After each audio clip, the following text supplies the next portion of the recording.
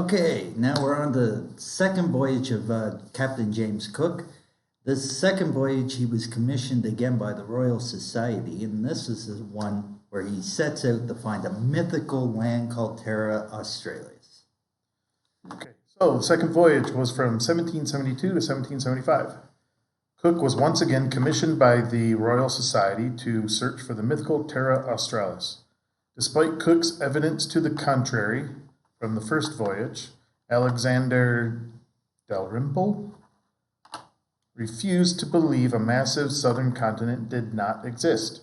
Cook commanded HMS Resolution on this voyage and was accompanied by another ship. Cook circumnavigated the globe at a very high southern latitude, becoming the first European to cross the Antarctic Circle on January 17th, 1773. In the Antarctic fog, Cook and Furneaux were separated.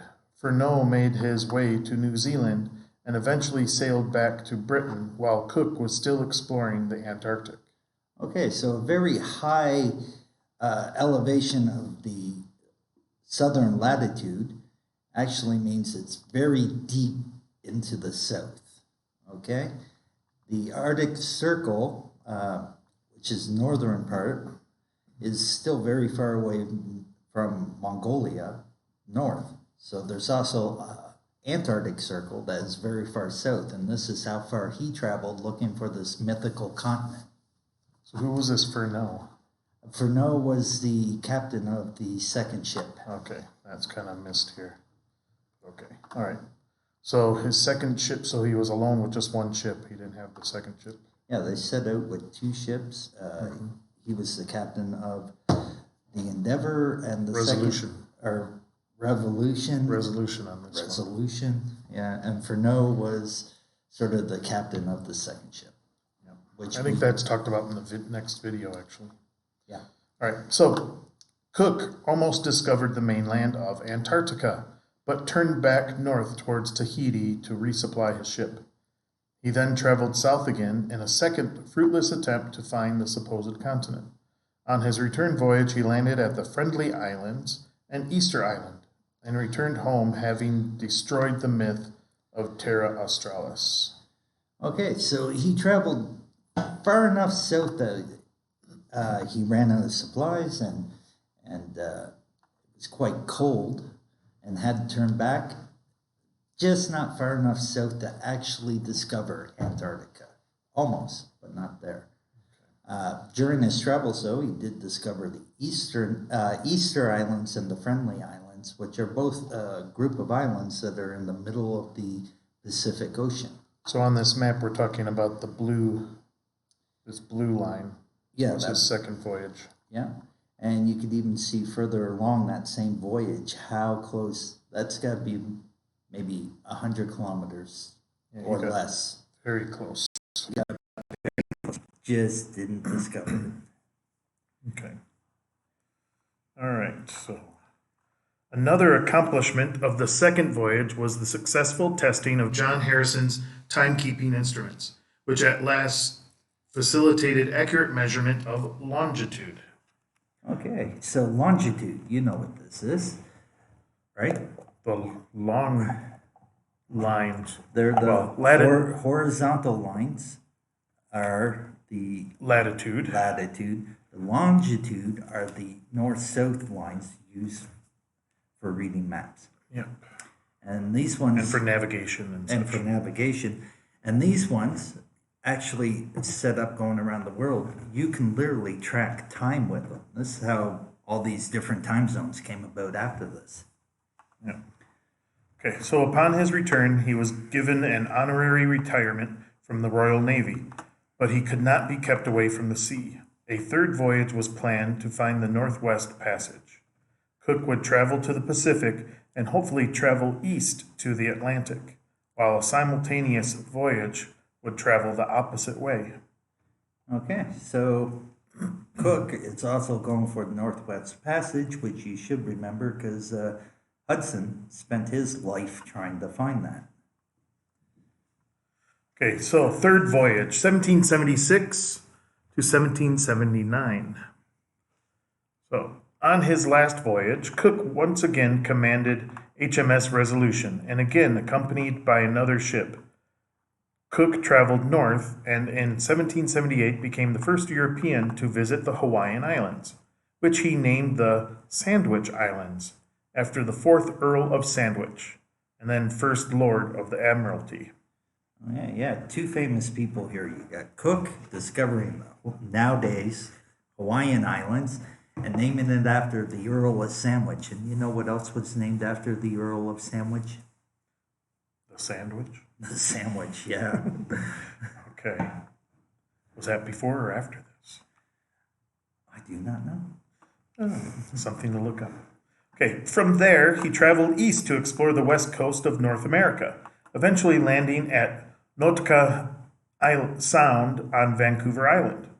He explored and mapped the coast from California all the way to the Bering Strait, discovering what came to be known as Cook Inlet in Alaska on the way. All right. Look how far how much of the world Go back to that map. he is traveling and discovering. He's been almost to the Antarctic, and now he's been up to the Arctic, discovering islands on the west coast of Canada. And this is just shortly, not a long period of time after Lewis and Clark crossed North America. Okay. Right? So he did all his voyages in like 20 years. Yeah, roughly 20 years. Yeah.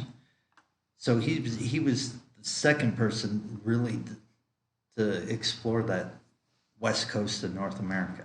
Oh, maybe even 12 years. Actually, probably the first person to explore it. Lewis and Clark were the first explorers, but Cook would be the first explorer really exploring this area. Yeah, all the way up to... Well, at this time in Alaska, I guess the Russians had come across at that point. But this was the first European, non-Russian, because Russia was up in Alaska at that point. Yeah. European Russians, they would be in Eastern Russia anyway, so. Anyway. Okay, so Cook's legacy. The Australian Museum acquired its Cook collection in 1894 from the Government of New South Wales.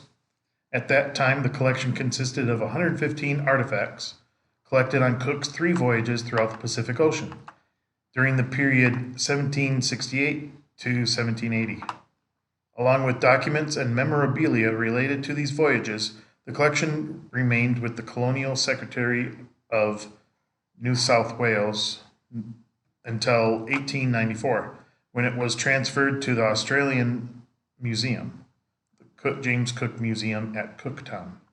All right, so all its artifacts and stuff used to be a private collection until they opened the first big museum down there, and everything was transferred there. Now you can see James Cook's journals and other instruments he literally used.